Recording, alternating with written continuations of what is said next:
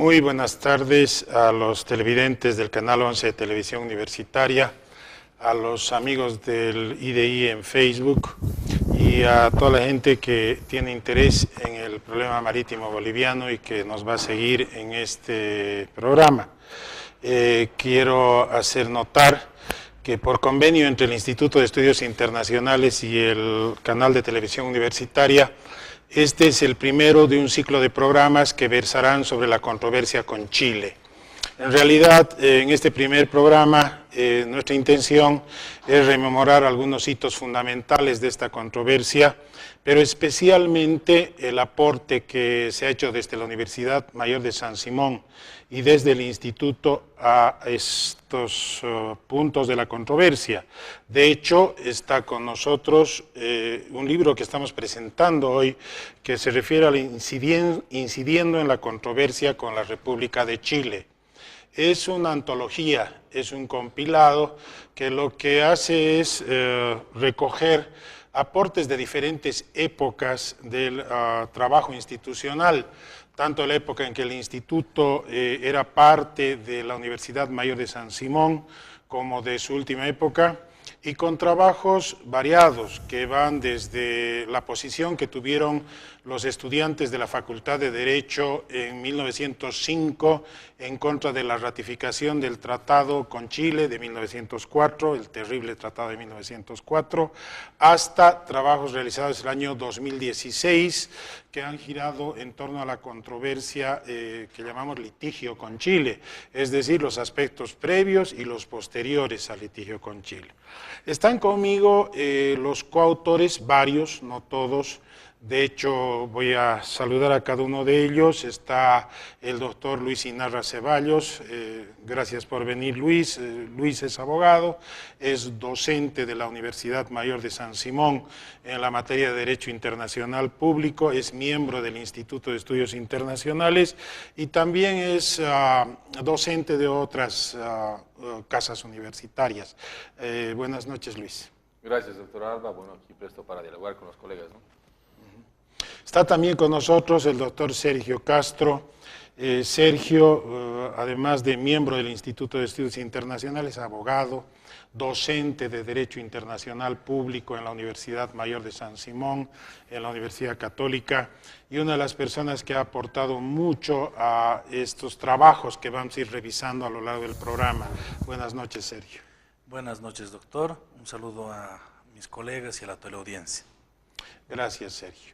Amparo Cordero, la doctora Amparo Cordero, abogada, es parte del Instituto de Estudios Internacionales, de hecho es su secretaria general, pero ella es docente de Derecho Internacional Público en la Universidad Mayor de San Simón, en la Universidad Católica Boliviana y otras, y también es parte de los textos, de los ensayos, de los trabajos recuperados en nuestro libro Incidiendo en la controversia con Chile.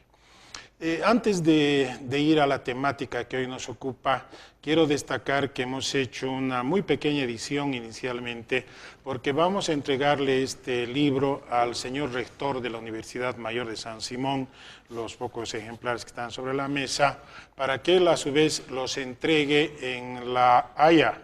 Él es parte del equipo que va a asistir a los alegatos los próximos días en la ciudad de La Haya, en Holanda, en la Corte Internacional de Justicia.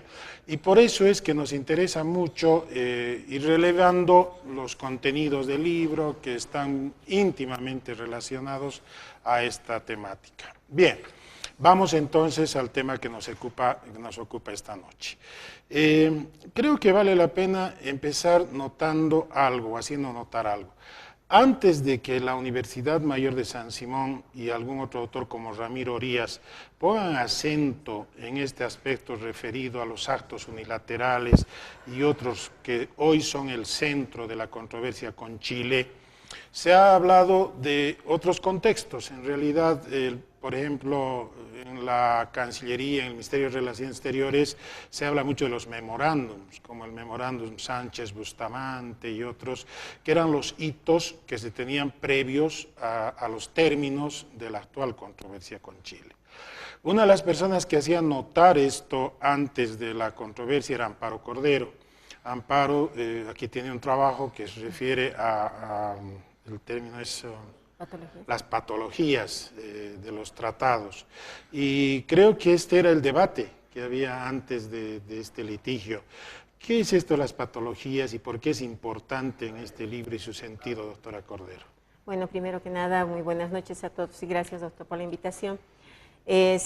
Hablando del libro y un poquito del contenido de él, debemos recordar que hace una compilación de varios artículos que cada uno de nosotros ha escrito en un momento determinado, no necesariamente en esta última etapa, cuando ya tenemos una demanda en la Corte Internacional de Justicia y el contenido, el fondo de la misma, es un tanto diferente a lo que nosotros habíamos analizado muchos años atrás.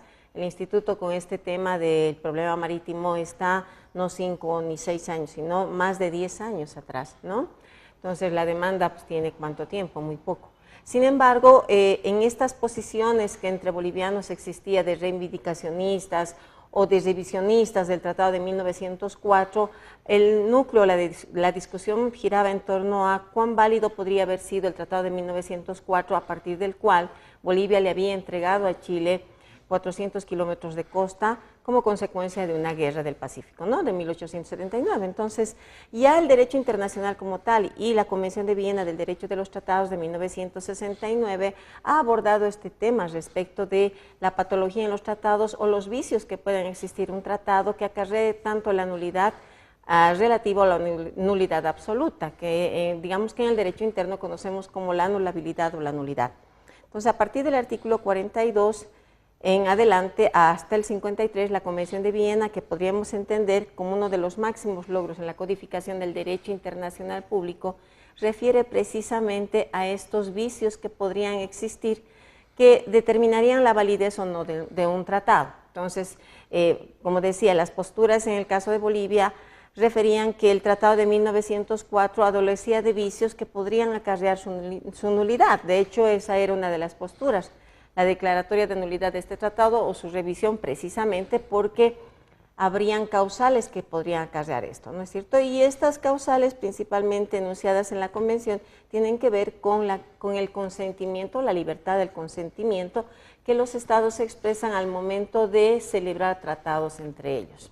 Entonces, estas posturas decían que el Tratado de 1904 había sido impuesto, forzado, o habían mediado medidas coercitivas para obligar al Estado boliviano a suscribirlo y por tanto debería ser declarado nulo, amparándonos en estos artículos de la Convención de Viena. Sin embargo, la historia nos ha demostrado que no necesariamente en el caso del Tratado de 1904 había uno de estos vicios, ¿no? Entonces, por lo mismo, el Estado boliviano no ha incidido en este tratado para la presentación de la demanda ante la Haya. Gracias, doctora. Quizá uno de los hitos importantes transcritos en este libro tiene que ver con la propuesta que se hizo en su momento para la Asamblea Constituyente, para la reforma de la Constitución, pero en el sentido de una reivindicación, que en realidad el título real era reintegración.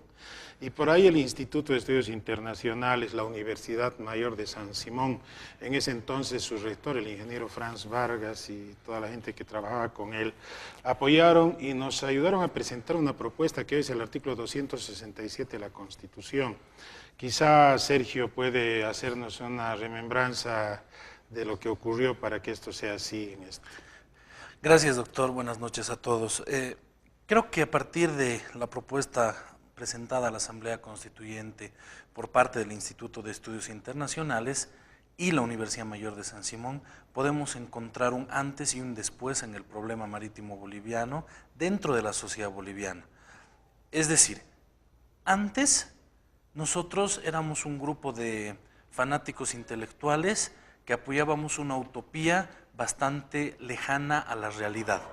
Después del artículo 267, después de la propuesta generada por Juan Pereira Fiorilo a raíz de un texto constitucional argentino en el cual este Estado declara su derecho irrenunciable, imprescriptible al territorio de las Malvinas, es que el doctor Pereira nos propone elaborar una propuesta que verse sobre ciertos elementos que vayan a declarar que el Estado boliviano establece que tiene un derecho soberano al Océano Pacífico. Y a partir de aquí como Instituto de Estudios Internacionales, complementamos esta propuesta, esta idea, del siguiente modo: intentando consensuar o generar un elemento normativo que no sea propiamente o reivindicacionista o reintegracionista, incorporamos el término acceso soberano al Océano Pacífico.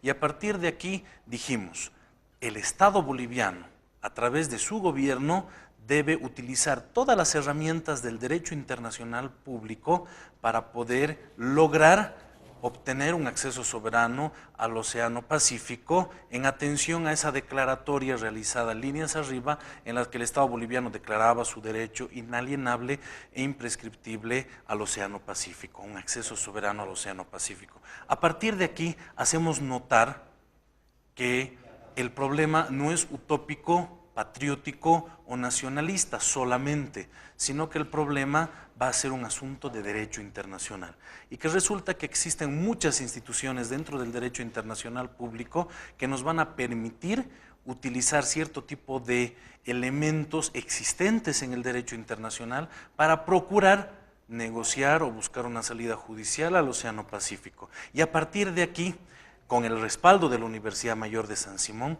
presentamos la propuesta, que ha sido uno de los pocos artículos aprobados por unanimidad por la misma.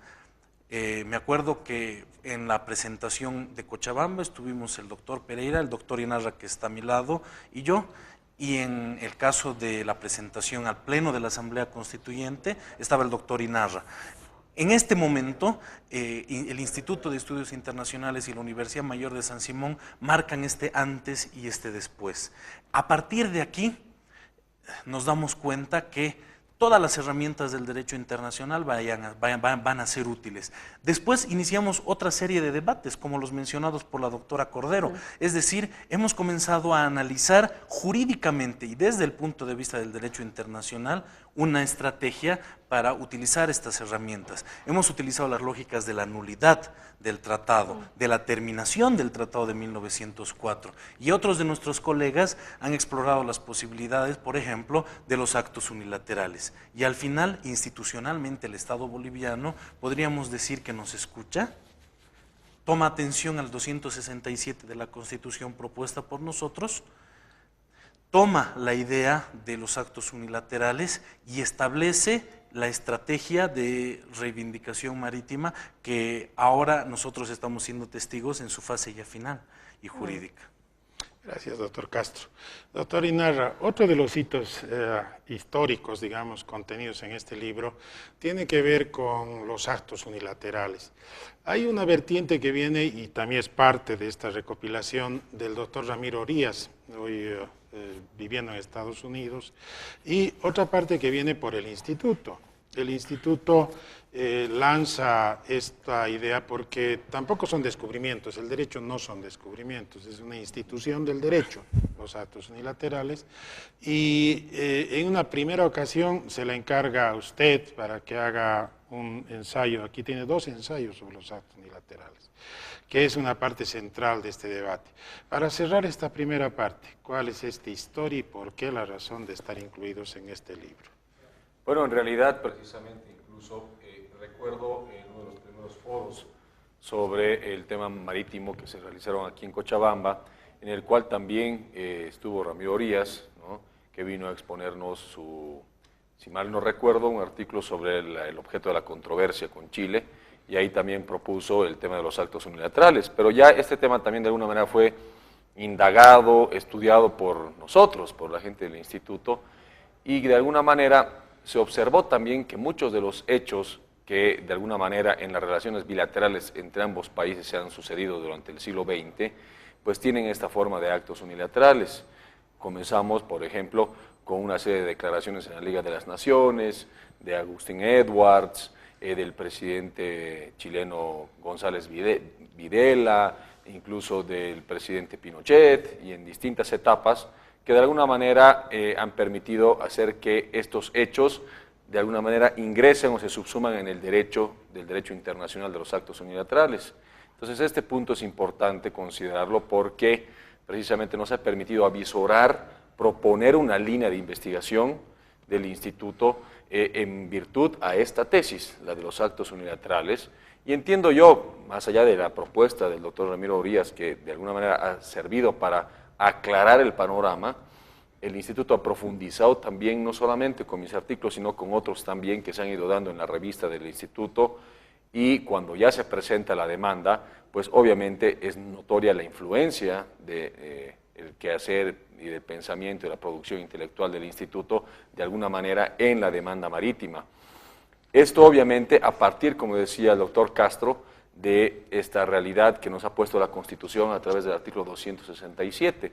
Creo que de alguna manera los hechos han confluido de una manera ciertamente extraña, han engranado, ¿no? Tenemos la Asamblea Constituyente, posteriormente se da la creación de Diremar, se presenta la demanda, entonces jurídicamente se ha ido prestando el escenario en los últimos años para que se presente esta demanda, y el IDI ha estado detrás de estos pasos que ha tomado el Estado boliviano para presentar su demanda. Esto es importante porque en realidad no es que el IDI haya influido demasiado en esto o haya tenido, digamos, la única posición, pero creo que es la única institución de derecho internacional del país que ha propuesto seriamente estas tesis, ¿no?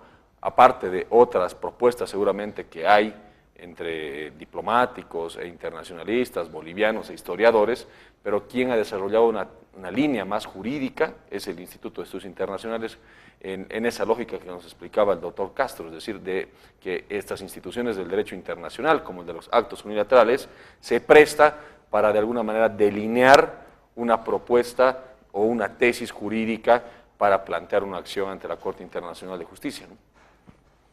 En este libro, que va a estar en venta en unas 2 semanas, bien, venta abierta, la contratapa afirma esto, dice: la razón fuerte de la compilación esta es el procedimiento contencioso conocido en Bolivia como la demanda por la negociación obligatoria instaurada por Bolivia el 2013 ante la Corte Internacional de Justicia, etc.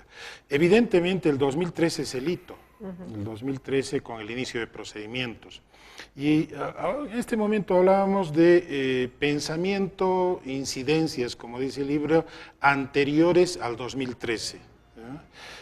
Sin embargo, una parte fuerte del libro es también el post-2013, es decir, el análisis del inicio de los procedimientos. Allá indudablemente hay un gran problema. Por el pacto entre los litigantes, hay una no publicidad de documentos oficiales. Pese a eso, estamos incidiendo durante estos años, y esta compilación va hasta el 2016, en los contenidos, ese de los actos unilaterales que está enunciada en la que llamamos demanda, pero también hemos incidido en otros aspectos. Ahí me gustaría que cada uno pueda reflexionar un poco en estas incidencias, es decir, qué es lo que hay después del 2013, después del inicio de procedimientos, y por lo tanto lo que los bolivianos estamos preguntando. ¿Qué pasa ahora con los alegatos, con las audiencias orales? Quizá en el mismo orden. A ver, recordemos, después del año 2013, Bolivia presenta su solicitud de aplicación ante la Corte Internacional de Justicia para que ésta determine la obligación de Chile de negociar con Bolivia una salida soberana, grosso modo, el objeto de la controversia o el objeto de la demanda. Recordemos que en una primera etapa Chile objeta la competencia de la Corte porque entiende que ésta no es competente para conocer de este asunto que para ellos ya estaba resuelto. La Corte determina que es competente y que el objeto de la controversia no tiene nada que ver con el Tratado de 1904, sino de otro tipo de obligaciones. Entonces, en estas cuestiones preliminares que se lleva adelante en la Corte, Bolivia logra que ésta admita y conozca sobre su demanda en contra de Chile. Posterior a eso, en la etapa escrita, Bolivia formaliza la presentación de su memoria.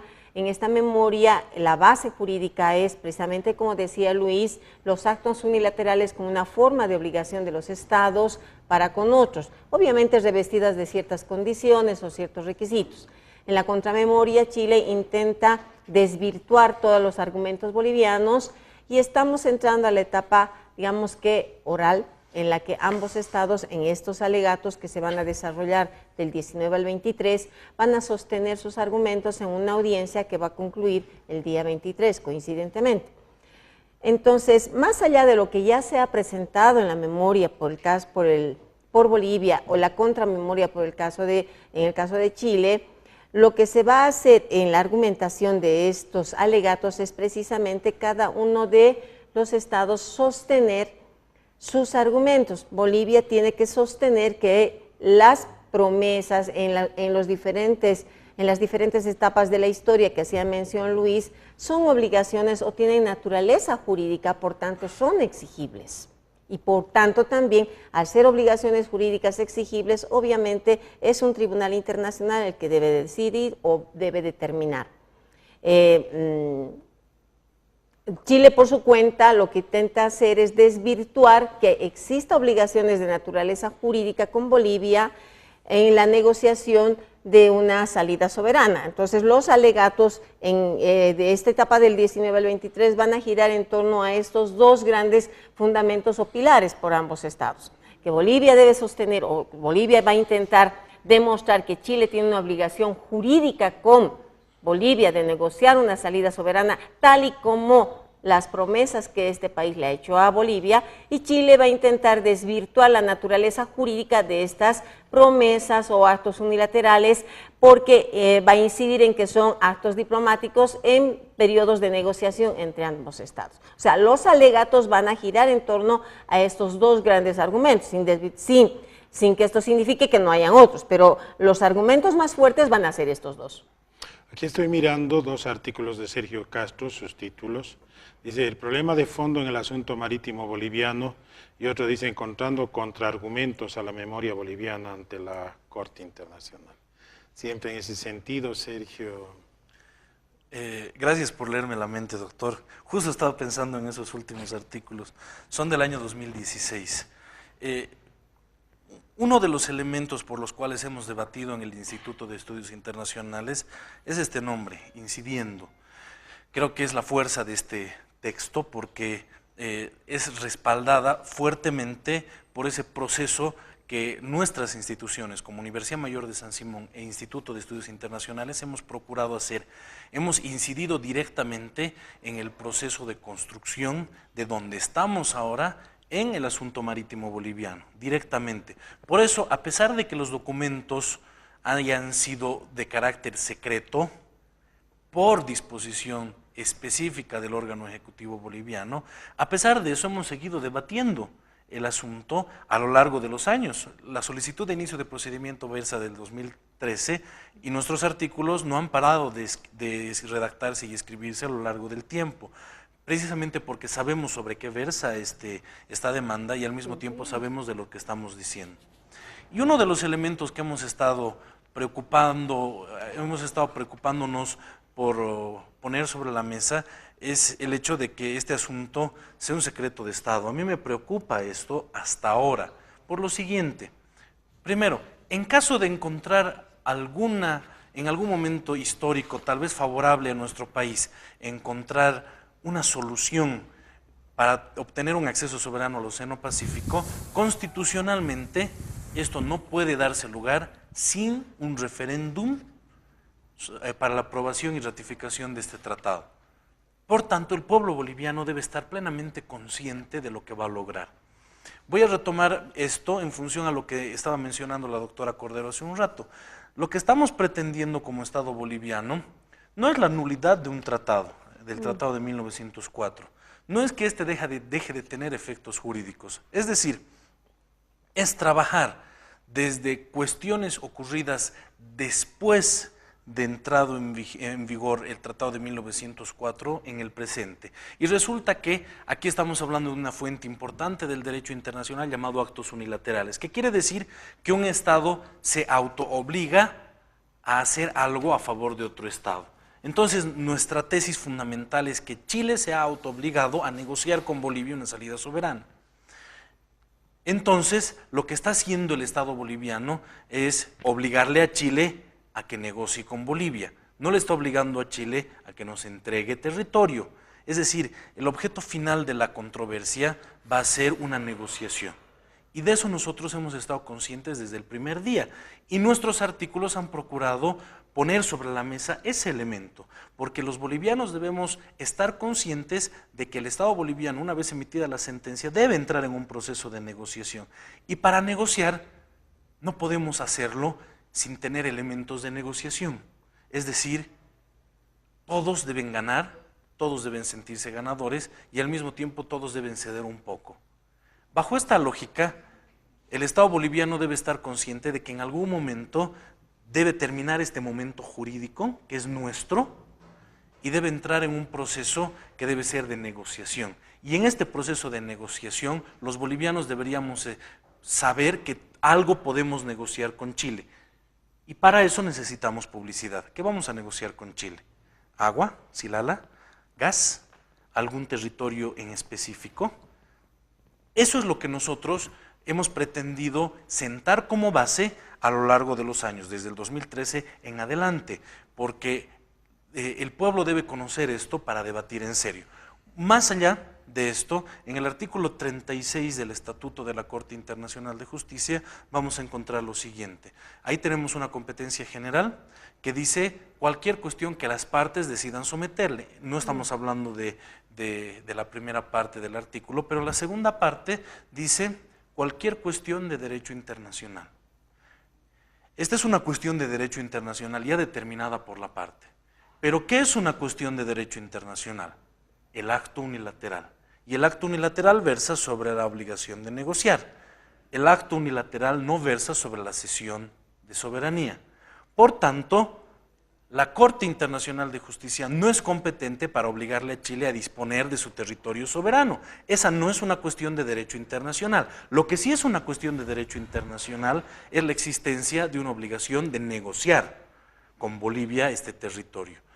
Por tanto, nuestros debates nos van a posicionar en este punto, precisamente en este momento histórico en el cual la Corte Internacional de Justicia va a ver el fondo de la controversia y va a emitir una sentencia.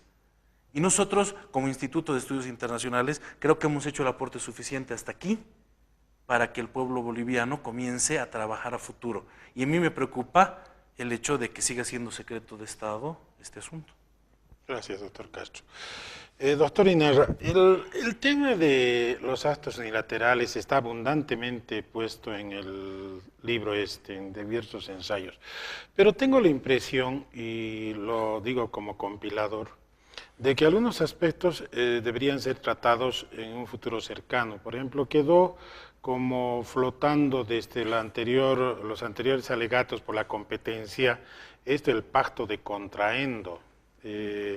No lo hemos tratado como tal en esos artículos del 2017, pero parece ser que puede ser parte de un debate hoy, es decir, no solo asentar en los actos unilaterales, sino los compromisos incumplidos, que es el sentido del pacto de contraendo. ¿Tiene usted una opinión que nos permita ver esto que no está precisamente en el libro? Bueno, a ver, previamente hay algo que aclarar. En cuanto al tema de la publicidad de los actos ante la Corte, el reglamento de la Corte, en el artículo 79, si mal no recuerdo, del 81, establece que los documentos en la parte escrita deben estar bajo un criterio de confidencialidad. Bueno, entonces, ahí y la Corte es la que establece como orden en todos los procesos contenciosos dicha confidencialidad para estos procesos y documentos que se presentan. Entonces, de ahí que no conocemos ni la contramemoria, ni la memoria, ni la réplica, ni la dúplica, ¿no? Esto es necesario aclararlo. Ahora, en cuanto al tema de fondo, a los otros temas que están incluidos y que de alguna manera se han visto en los debates de los alegatos orales en la etapa preliminar, ¿no? Se habló del pacto de contraendo, del pacto de negociando, se habló también de acuerdos simplificados, se hablaron de otros, incluso acuerdos tácitos, ¿no? Entonces son temas de desarrollo que de alguna manera sí puede ser que tengamos que desarrollarlos, pero obviamente esto ya va a estar de alguna manera establecido por la sentencia futura que va a llegar este año o el siguiente año, a más tardar, pero que ineludiblemente sí consisten en temas de análisis jurídico. Ahora, precisamente, También hay que, y seguramente va a ser parte del debate, hasta qué punto los actos que ha cometido Chile constituyen actos unilaterales y cuándo comienzan a ser actos bilaterales.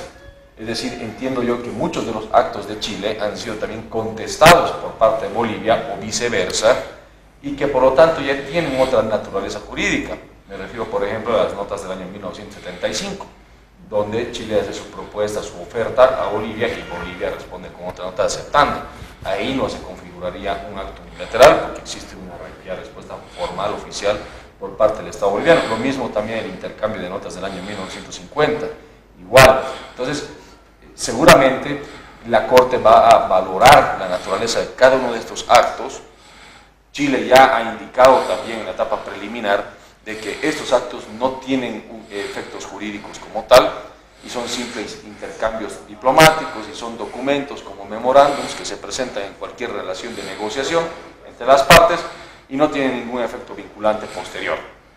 Entonces, la Corte va a valorar, Bolivia entiendo yo que va a presentar nuevamente los argumentos necesarios y suficientes para demostrar que sí tienen efectos jurídicos, tienen una naturaleza jurídica estos documentos, estos actos, sean unilaterales, bilaterales. Ahora, por ejemplo, en el caso del Perú, de alguna manera Bolivia en los alegatos orales ha hecho referencia a un posible acuerdo tácito. Si uno revisa alguno de los videos, se observa también que incluso en la nota que ya está publicada en la Corte Internacional de Justicia, que viene después de la pregunta que hace el juez Greenwood y que Bolivia responde, Bolivia se refiere a los acuerdos tácitos, que si en todo caso no hubiese un pacto de contraendo, en el caso por ejemplo de Perú con Chile, la Corte ha establecido al delimitar las 80 millas náuticas sobre el paralelo que divide los dos países, un acuerdo tácito. ¿Por qué? Porque las partes se habrían conducido por más de 80 o 90 años, considerando que esa era la frontera natural marítima, ¿no?, entre ambos países.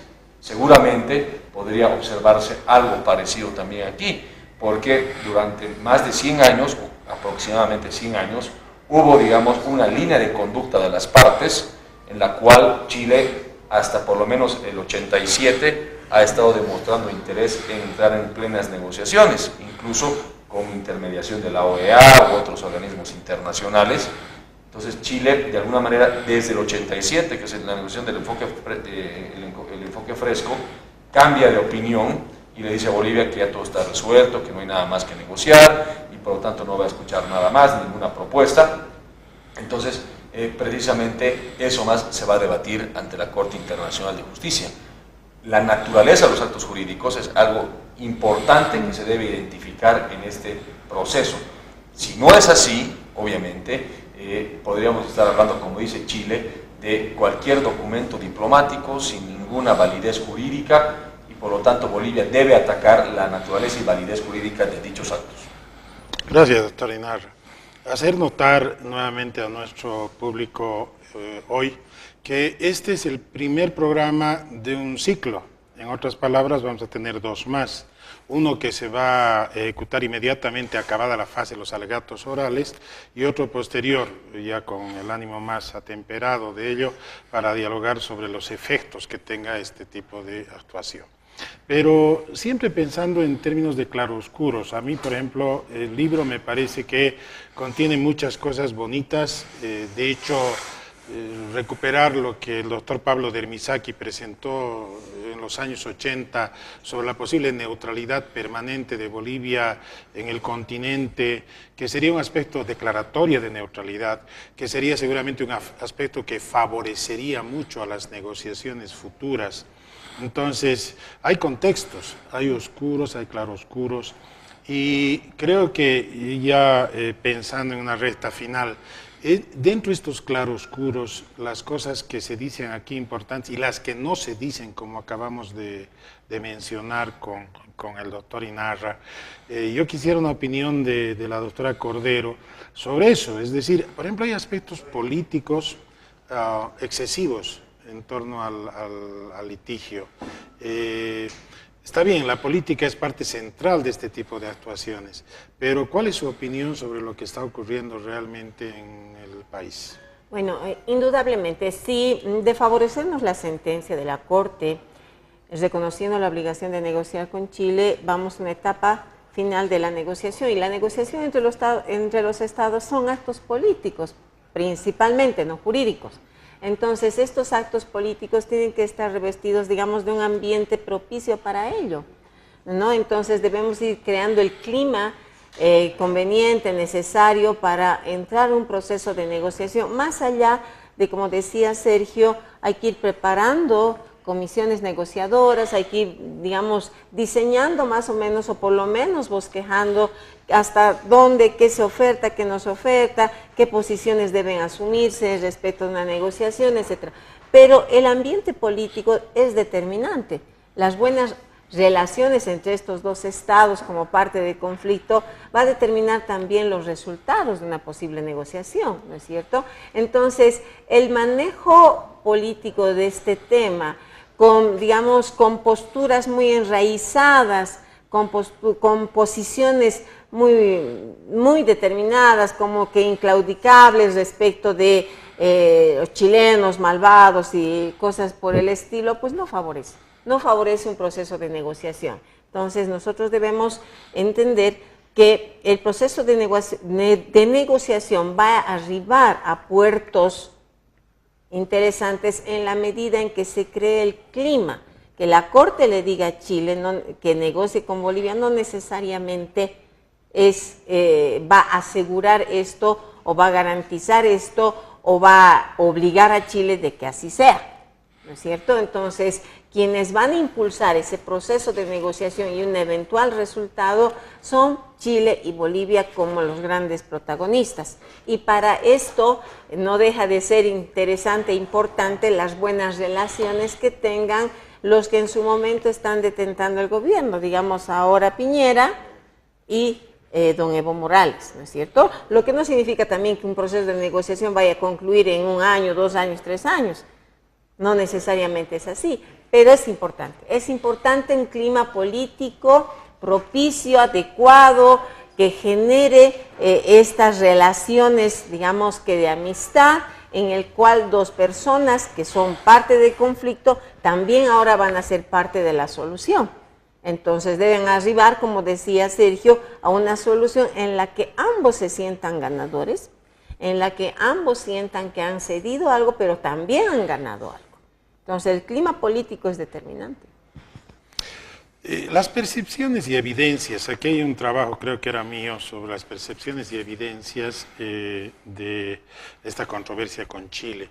Y nacía a raíz de una controversia que se generó con el periódico La Razón, con algún comentarista, periodista, donde también algún personero de Estado acusaba al periodista de La Razón de infidencia y cosas así. Y es que realmente los bolivianos llevamos esto tan en nuestra alma que de pronto no necesitamos mucho discurso académico para darnos cuenta quién está con la línea correcta y la incorrecta. Y a mí me gusta mucho el modo en que Sergio a veces hace hincapié en ello didácticamente. ¿Cuáles son esas percepciones y evidencias, pero sobre el discurso jurídico? Es decir, no tanto sobre lo que el operador político quiere decir, porque el boliviano común escucha lo que quiere escuchar, ¿no? Y no las otras cosas. Quizá puedes ampliar un poco eso. Picante su pregunta, pero me gusta. Por lo siguiente, y más que todo por lo que voy a decir, en 2 partes, una parte histórica y una parte de la realidad actual. Históricamente le doy la razón a Zabaleta. En lo nacional popular en Bolivia, él establece que Bolivia tuvo 2 proyectos de nación como Estado boliviano. Y en la República de Bolivia no vamos a encontrar seriamente un proyecto de nación estable. Vamos a encontrar un proyecto a partir de la reforma constitucional de la década de los 30, un proceso que ha sido acompañado por un conjunto de percepciones sociales sobre el mundo y sobre la realidad. Vamos a encontrar el Grito de Córdoba, que propone la autonomía universitaria. Vamos a encontrar procesos que buscan la reforma constitucional tendiente al constitucionalismo social, por ejemplo. Y en esta época vamos a encontrar un proceso de construcción del Estado boliviano a partir del concepto de nación que verse sobre las pérdidas territoriales de Bolivia. Y eso ha derivado de un modo u otro en el conflicto con el Paraguay y la guerra del Chaco, que ha derivado en lo siguiente: no vamos a permitir que nadie más nos quite territorio, ya tenemos suficiente con haber perdido el mar, no vamos a perder el Chaco de paso. Y por tanto, ese proyecto de construcción de la nación boliviana ha sido fundamental en su momento, pero que Zabaleta dice ha fracasado frente al nacionalismo revolucionario del 52. Para ver estas percepciones, les invito a leer Lo Nacional Popular en Bolivia, de Zabaleta, y vamos a encontrar lo siguiente. Al boliviano no le importaba absolutamente nada del asunto, ni jurídica, ni política, ni económicamente, desde la Guerra del Pacífico prácticamente hasta la década de los 30. Y aquí solo vamos a encontrar un hito fundamental que está en nuestro libro, que lo ha descrito el doctor Juan Pereira Fiorilo en su momento. Los únicos que se han opuesto a la ratificación del Tratado de 1904 han sido los estudiantes y los docentes universitarios de la Universidad Mayor de San Simón en sus carreras de Teología y Derecho en 1905. Es decir, no ha habido absolutamente más nadie de la sociedad boliviana, de la parte social o institucional del Estado boliviano, que se haya opuesto seriamente a la ratificación del Tratado de 1904. Eso ratifica lo que acabamos de decir. Es decir, hasta 1930 al boliviano común no le interesaba el mar. A partir del 30, con este proyecto de nación, el boliviano comienza a tener una percepción política y social del asunto. Una percepción que a lo largo de los años se ha ido matizando en un cierto tipo de imaginarios que han ido describiendo los sociólogos muy bien. La gente del CESO ha ido trabajando más que todo esto. Y a partir de aquí se ha llegado a lo poético, creo. Mario Benedetti dice en un cuento que se llama Un boliviano con salida al mar, que de pronto el boliviano que conoció el mar volvió a Bolivia y les contó a los bolivianos cómo era el mar, y después de un rato terminó de contarles y los bolivianos querían seguir sabiendo, y dice que este boliviano comienza a hablar de las sirenas. Es decir, se ha vuelto un anhelo hasta irracional de los bolivianos que te permite entender que es un anhelo intangible, imaginario. Creo que a partir de aquí tenemos una línea que no es conducente con lo jurídico. Lo jurídico viene a tener una percepción mucho más pragmática, mucho más reciente y mucho más yuxtapuesta en realidad. Por eso el que sea secreto el tema marítimo hasta ahora para los bolivianos es contraproducente, porque la sociedad boliviana está imaginando la recuperación del mar. Está imaginando las sirenas, está imaginando comprarse un bañador, irse a comprar un terrenito en Iquique. Socialmente tiene sentido, pero jurídicamente no, porque lo que estamos buscando aquí es algo muy propio del derecho internacional. Lo único que estamos buscando es lo que la doctora Amparo Cordero ha dicho hace un momento, que Bolivia y Chile se sienten a negociar, y el resultado de esa negociación va a resultar de la voluntad política, jurídica y social de los dos estados, y para eso debe haber un clima. Por tanto, el imaginario social es diferente, y creo que la política puede jugar mucho con ese imaginario social, como lo ha dicho Zabaleta en Lo Nacional Popular, y eso probablemente tiene que ver con una cierta sincronía en la fecha de la presentación de la memoria, que es 2014, ese año también habían elecciones, y el hecho de que la sentencia vaya a salir también cerca de cierto tipo de elecciones, lo cual nos vuelve a pensar o hacer pensar en el hecho de que tal vez se haya manejado simbólicamente un tema marítimo boliviano y nosotros, los especialistas en derecho internacional, estemos hablando de otro tema marítimo mucho más real y que probablemente en la sentencia se note su crudeza y su diferencia en relación a lo que nosotros como pueblo boliviano estamos pensando. Doctor Linares, una cosa que me gustaría comentar con ustedes, las ausencias. En este libro decidíamos dedicarle al doctor Juan Pereira Fiorilo, de hecho tiene la dedicatoria, dice al doctor Juan Pereira Fiorilo, y a través suyo a todos los no incluidos en la presente publicación que estuvieron de acuerdo con los sentidos aquí transcritos. Porque para hacer esto no solo hemos estado nosotros, hay el doctor Pereira, el doctor Laredo, la doctora Griselda Nieva, está el doctor, hay mucha gente. Pero es más, hay otras ausencias en lo que acababa de decir el doctor Castro. Por ejemplo, yo siempre he tenido, y no es que la historia me guste por anécdotas, pero muy notoriamente la posición de don Daniel Salamanca en el Congreso que aprobó el tratado en 1904. Él, que luego fue presidente de la Guerra del Chaco, se estuvo en contra de la aprobación del tratado en 1904, siendo diputado muy joven. Pero además de eso, otra ausencia aquí muy notoria dentro de los méritos de la Universidad y del Libro es la de Franz Tamayo y la delegación que intentó plantear el tema en la Sociedad de Naciones y con sus propios argumentos. Y había mencionado al principio al memorándum Bustamante y otros más. Entonces, ¿usted qué opinión tiene de esas ausencias, digamos, de lo que no está aquí con este aporte? Bueno, en realidad yo creo que nadie, absolutamente nadie, ningún boliviano puede de alguna manera proclamarse autor de, en todo caso, la demanda de Bolivia ante Chile. Es decir, creo que han pasado muchos personajes políticos, sociales, que han influido en la historia de estas relaciones Bolivia-Chile.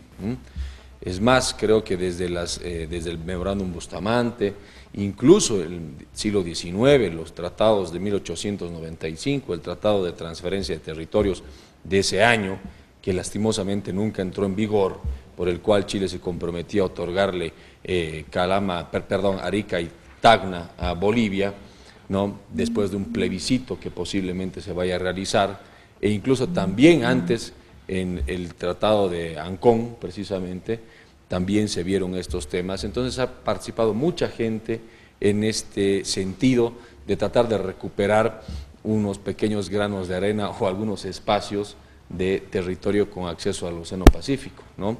Encontramos, como usted dice, también, además del memorándum Sánchez Bustamante, encontramos también el acta protocolizada de 1920, encontramos las gestiones ante la Liga de las Naciones, que lamentablemente no llegó a un buen fin, precisamente por un mal cálculo político y jurídico también, por parte de quienes fueron nuestros representantes, ¿no?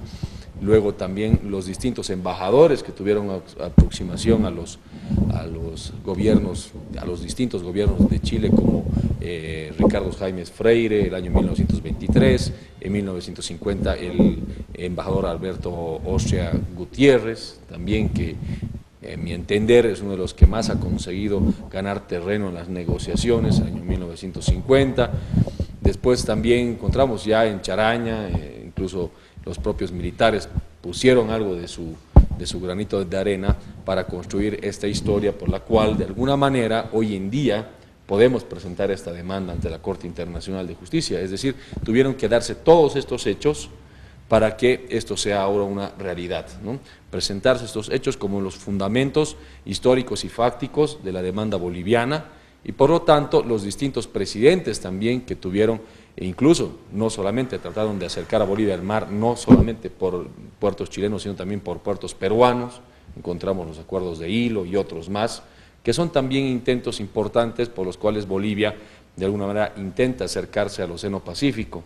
Entonces, la historia de las relaciones de este tipo son muy amplias durante todo el siglo XX, incluso desde el siglo XIX, y bueno, por lo tanto, esto entiendo que ha ido moldeando el sentimiento patriótico, el sentimiento nacionalista, pero también la historia de ambos países, y lo importante es de que estos documentos que están en la Corte van a demostrar la historia oficial de las relaciones bilaterales. Es más, la sentencia que va a dictar la Corte, así como lo ha hecho la sentencia preliminar, va a dar digamos, un criterio de cómo se ha dado esta historia, y que obviamente va a ser estudiado no solamente por juristas como nosotros, sino también por historiadores, por otras personas de otras áreas y de otras ciencias, ¿no?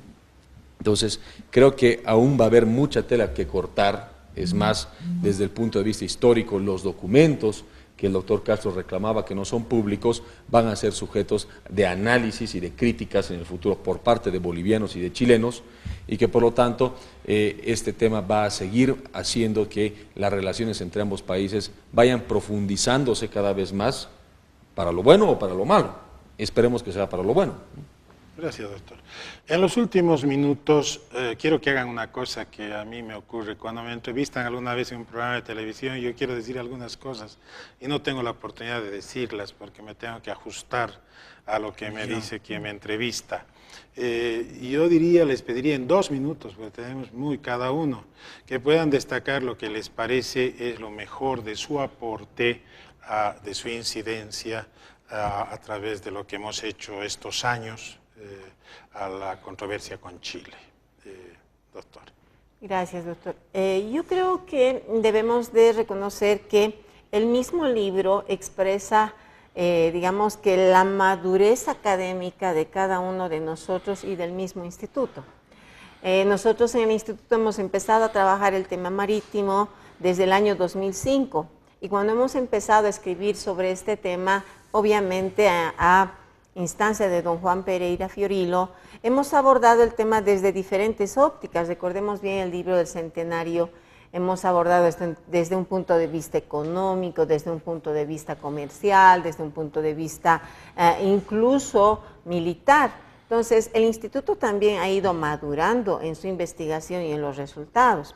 Parte del trabajo que presenté en aquel entonces, no tan pasado, sin embargo, allá por el año 2007 más o menos, era cómo era posible entender el Tratado de 1904 a la luz de una Convención de Viena de 1969, que aunque no podría ser aplicable a este tratado, pero nos hablaba de ciertas circunstancias que podrían invalidar esto, ¿no? Por afectaciones al consentimiento. Entonces creo yo que hemos madurado y la gente lo tiene que ver así. Gracias, doctora. 2 minutos. Gracias, doctor.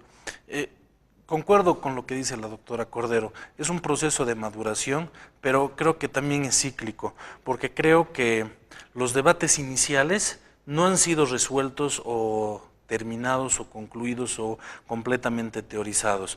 Creo que las posibilidades que hemos ido explorando desde el inicio se pueden volver a replantear, porque yo estoy convencido de que, aludiendo al doctor Inarra hace rato, que a modo de chiste sí hay mucha tela que cortar, porque había una bandera grande que no se sabe qué va a ser ahora de ella.